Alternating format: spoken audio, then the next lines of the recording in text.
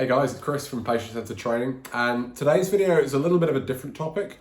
Rather than talking about communication strategies and the sort of things I would normally cover here, I'm actually going to talk about something different. We're going to talk about profitability and whether being patient-centered actually makes good financial sense. Now, if you're like me, you're probably wondering why I'm covering that sort of thing, because it's not the kind of thing I go over. I'm not really a business coach or that sort of thing. I'm not particularly interested in that side of things. And I'm also aware that for a lot of us, there's this inherent kind of conflict between our financial incentives as practitioners. We often get paid the more somebody comes in for treatment, and what's really best for the patient, which is getting them better as effectively and quickly as possible and not unnecessarily treating them. And the few of us, fortunately it's not many, but the few of us who are in this more for the business and more for the money than for helping people, obviously they tend to put that first, and that can lead to some unethical practices that I'm absolutely not okay with. I'm not condoning. So don't worry, this is not me talking about here's how to get more money from your patients. But I do want to talk about whether it makes good business sense, because ultimately a lot of we're all in business, we all have bills to pay, we've all got to keep a roof over our heads. And if we can't pay the bills, we can't help anybody. If the business closes, doesn't matter how good we are with our hands, we're not going to help people.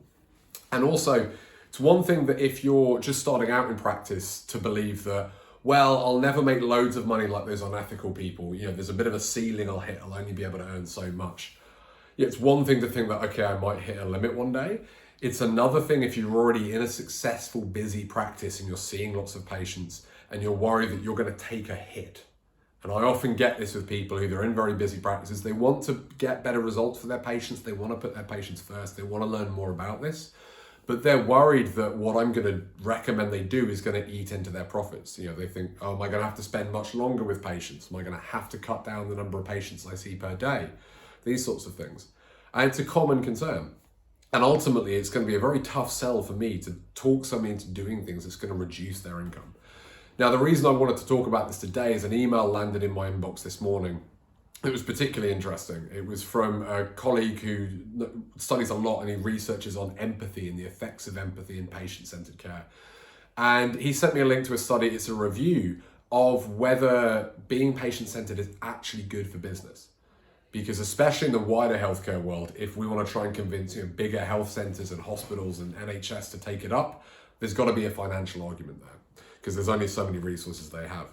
But it's really interesting for us as well. And I was quite surprised by the results. It was really nice to hear that some of the stuff I've been suspecting is true for a while was actually borne out by the research. So in fact, one of the things, it was a tagline for one of my seminars I ran more recently was, it was about advanced communication, patient-centered care, whatever it was. But the tagline was better results, more referrals, fewer complaints. And those are kind of the top three benefits I saw for practitioners. Both myself and the people I work with would find this too. And that's born out of my experience, but ultimately that's anecdotal. I'm kind of asking people to take my word on it. And all I can really say is, yeah, trust me, I have seen this. And the three things that came out of this study, the three main advantages in terms of business sense, were patients stuck with the course of care for longer, they didn't disappear early, so they got better results. Also, they had more recommendations and reviews and referrals, and the number of complaints dropped, which obviously cost businesses money just to deal with, never mind the fallout. So actually, the three benefits they found in this study are the three things I've been recommending people do this for a while. It was the exact same three, which is really cool to see. And it's really lovely to find out not just that the research is saying the same kind of thing, but we've actually hit the same 3 points there. They also highlighted that it was really the physicians, the clinicians, the doctors and nurses who had the biggest impact on that. Obviously, if you're a practice owner, you have say over the whole thing. So it's not just what things are like for the patient in the room, but it's how are they treated outside? How are they treated on the front desk? What's the messaging they get? What are the procedures they have to go through? What are the protocols? But if you're working in somebody else's practice, whether you're an associate or you're renting a room, it can often feel like you don't have as much control over these things.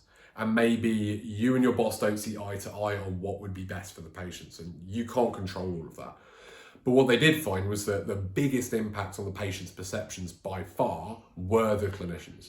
So whether or not you can't control the marketing that's out there, or you can't control the procedures on the front desk, that sort of thing, you still have the biggest say as to whether that patient feels that trust. Ultimately, the trust with you in that room is what's generated there.